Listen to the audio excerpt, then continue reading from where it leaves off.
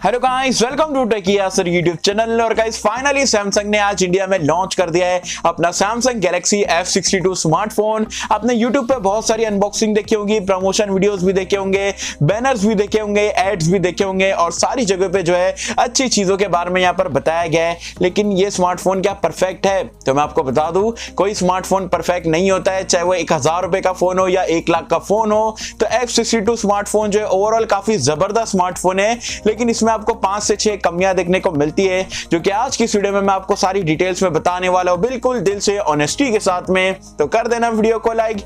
Video का like का target रखते हैं हम 3000 लाइक्स का। आई होप कि आप कर दोगे। सो गाइस चलिए वीडियो स्टार्ट करते हैं।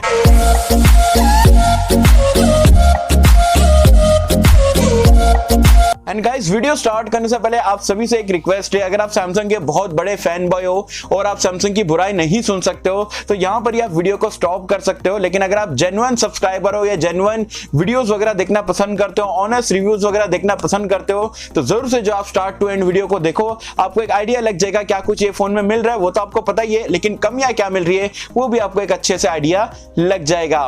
चलिए सबसे पहली कमी की अगर हम बात करिए स्मार्टफोन में, तो यहां पर इसकी बिल्ड क्वालिटी को लेके। जी हाँ, ये स्मार्टफोन जो बेस वेरिएंट आपको 24,000 रुपए में देखने को मिलता है।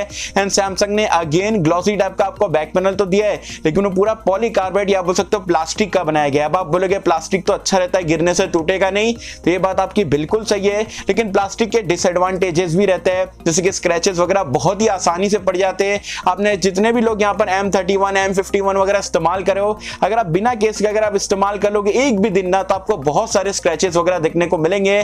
तो मेरे हिसाब से सैमसंग को 24-26,000 रुपए में जो है यहाँ पर ग्लास बॉडी का इस्तेमाल करना चाहिए था। अब आप डिबेट करोगे कि यार S21 में भी तो प्लास्टिक है, तो वो प्लास्टिक अलग क्वालिटी की है और ये जो M सीरीज में F सीरीज में अलग आती है वो अलग आती है। तो मेरे हिसाब से ग्लास बॉडी सैमसंग को यहाँ पर देना चाहिए था अगर 24,000 रुपए ले रहे तो। सेकंड कमी की अगर हम बात करें, आप बोल सकते हो सेकंड कॉन के बारे में, तो यार सैमसंग बड़ी बैटरी के चक्कर में ना अपने फोन का पूरा डिजाइन और ओवरऑल फुटप्रिंट हो गया, ये मतलब सारी चीजों को भूल जा रहा है। मतलब 7000 mAh की बैटरी तो आप दे रहे हो मार्केट में अकेले, लेकिन फोन की डिजाइन का क्या? जी हां, अगर आप देखोगे ये स्मार्टफोन 220 ग्राम वेट के साथ में आता है, काफी हैवी है, ऑलमोस्ट 1.5 किलो का स्मार्टफोन यहां पर ये बन चुका है। एज वेल एज 9.5 mm की थिकनेस। 2021 में इतना मोटा बड़ा स्मार्टफोन कौन इस्तेमाल करेगा? मैंने पोको X3 की वीडियो में भी बोला था कि मतलब काफी हैंडी फोन बिल्कुल भी नहीं है, हाथ वगैरह जो है वन हैंड यूज अगर आप करना चाहो तो नहीं कर पाओगे, इतना मोटा फोन, इतना बड़ा फोन है। तो सैमसंग से मेरी रिक्वेस्ट रहेगी, 7000 mAh बैटरी किसको भी नहीं चाहिए, 5000 भी दे दोगे, अच्छे से ऑप्टिमाइज करके दोगे, लेकिन फोन को स्लिम बनाओ, फोन को थोड़ा पतला बनाओ, तब जाके फोन में यहाँ पर यूज करने में मजा आएगा। यार ऑलरेडी 220 ग्राम का स्मार्टफोन है, केस आप लगाओगे तो ऑलमोस्ट 1.5 किलो या उसके ऊपर यहाँ पर चले जाएगा, 250 ग्राम के आसपास। तो इतना वजन लेके भाई कौन अपने स्मार्टफोन को इस्तेमाल करता है? एंड वन हैंड यूज तो यहाँ पर ये स्मार्टफोन पे भूल जाओ। तो अगेन सैमसंग से रिक्वेस्ट है, यार हमको 7000 mAh बैटरी नहीं चाहिए, बैटरी में थोड़ा कम कर दोगे वो चलेगा, लेकिन ओवरऑल फोन का जो डिजाइन है एंड स्लिम फोन इस्तेमाल करने में जो मजा आता है वो ये सारे स्मार्टफोन पे आपको नहीं आएगा। वैसे आप मुझे कमेंट सेक्शन में बताना मेरी बात से आप सहमत हो या नहीं हो, मुझे बताना नीचे कमेंट्स में। एंड हाँ गाइस, आगे बढ़ने से पहले अगर अभी तक हमारा ऑनेस्ट कंटेंट पसंद आ रहा है, वीडियो को लाइक नहीं करो, लाइक कर देना। चैनल पे पहली बार आए हो तो सब्सक्राइब करके बेल आइकन को भी दबा देना, ताकि ऐसे ही गर्मा गर्म लेटेस्ट ऑनेस्ट कंटेंट जो है मैं आप तक सबसे पहले पहुंचा पाऊं। गाइस थर्ड कॉन की अगर हम बात करें तो ये स्मार्टफोन के डिस्प्ले को लेके। अब आप बोलोगे यार सुपर एमोलेड प्लस वाला डिस्प्ले है, इतना बड़ा डिस्प्ले है, वाइब्रेंट है, पंची है, ब्राइटनेस वगैरह काफी जबरदस्त है, तो इसमें कमी क्या है? कमी एमोलेड डिस्प्ले में नहीं है और ना ही स्क्रीन टू बॉडी रेशियो में कमी है इसके रिफ्रेश रेट को लेके। जी हाँ, आईपीएस में हम देखते हैं 120 हर्ट्ज 144 हर्ट्ज तक के यहाँ पर चला गया है। अब सैमसंग को भी थोड़ा मूव ऑन करना पड़ेगा, 60 हर्ट्ज से बढ़ा के 90 हर्ट्ज तो एटलीस्ट जो है 24-26,000 रुपए में तो देना चाहिए। चलो अंडर 20,000 रुपीज का स्मार्टफोन है तो 60 हर्ट्ज एमोलेड वगैरह चल जाता है, लेकिन अगर आप 25,000 रुपए के आसपास स्मार्टफोन यहाँ पर बेच रहे हो तो 2021 में आपको मूव ऑन होना पड़ेगा। 90 हर्ट्ज मेरे हिसाब से यहाँ पर ये स्मार्टफोन पे होना चाहिए था। वैसे आपके इसके बारे में क्या कहने, मुझे बताना नीचे कमेंट्स में। फोर्थ कॉन की अगर हम बात करें, जो कि बहुत सारे लोगों के लिए डील ब्रेकर रह सकता है, कि ये स्मार्टफोन 2021 में यहाँ पर लॉन्च हुआ है एंड ये 4G स्मार्टफोन है। अब आप बोलोगे यार कुछ दिन पहले आपने वीडियो बनाए थे और बोले थे 5G को आने में टाइम है।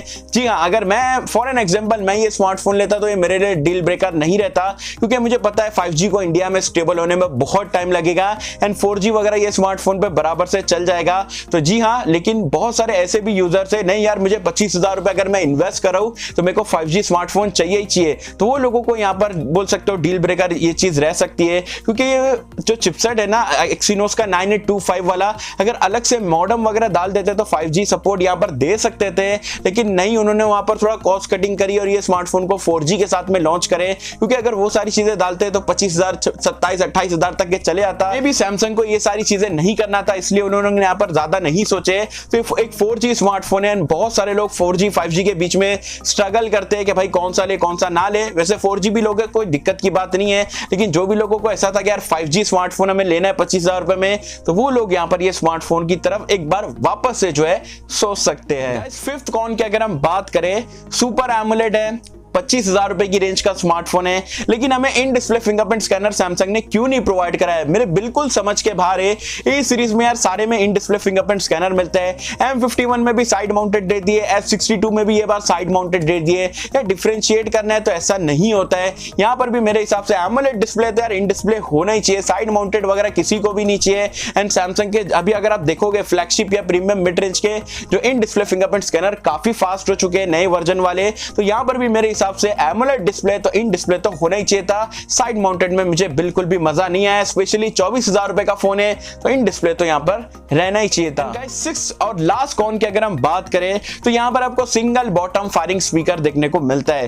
यार ये चीज 2021 में ना मतलब बहुत कॉमन हो चुकी है कि डुअल स्टीरियो स्पीकर वगैरह आपको जो है पोको M3 जैसा स्मार्टफोन, रेडमी 9 पावर जैसा स्मार्टफोन 11,000 रुपए में आपको 2 स्पीकर यहाँ पर प्रोवाइड करा रहे हैं। और बहुत सारी मतलब आपको क्या बताओ, Realme 7 Pro में है और भी बहुत सारे स्मार्टफोन में, लेकिन सैमसंग आगे क्यों नहीं बढ़ता है। सैमसंग को भी मेरे हिसाब से जो है डुअल स्टीरियो स्पीकर वगैरह स्विच करना चाहिए। लोगों को जो मिड रेंज में प्रीमियम मिड रेंज में स्मार्टफोन ले रहे हैं उनको भी थोड़ा साउंड वगैरह का एक्सपीरियंस यहाँ पर बेटर चाहिए। हाँ, डॉल्बी एटमॉस का सपोर्ट वगैरह आपको सिंगल स्पीकर में देखने को मिलता है, लेकिन जो डुअल स्टीरियो स्पीकर में जो आपका गेमिंग करते टाइम या बोल सकते हो मूवीज वगैरह देखने के टाइम बिना मतलब ईयरफोन के जो मजा आता है ना, वो सिंगल मोनो स्पीकर में नहीं आता है। तो मेरे हिसाब से अगर 24-25,000 रुपए का फोन ले रहे हो तो डुअल स्टीरियो स्पीकर आज की डेट में मस्ट है, 2021 में होना चाहिए था, क्योंकि सैमसंग ने ये स्मार्टफोन में प्रोवाइड नहीं करा है। सो गाइस, ये 6 कमियां आपको देखने को मिल जाती है सैमसंग गैलेक्सी F62 स्मार्टफोन में। देखो अगेन बोलूंगा, ओवरऑल 24,000 रुपए में सैमसंग एज अ ब्रांड अगर आप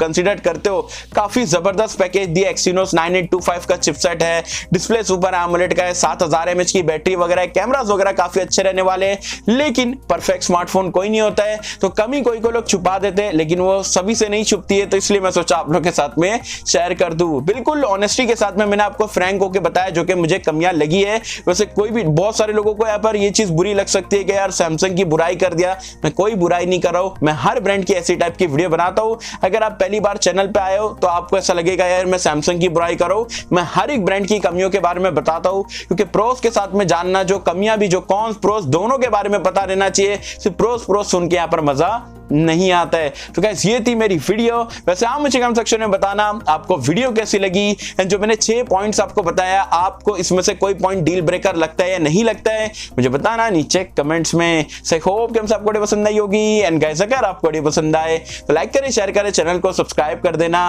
मिलता हूं आपसे किसी वीडियो में, जब तक के लिए थैंक यू।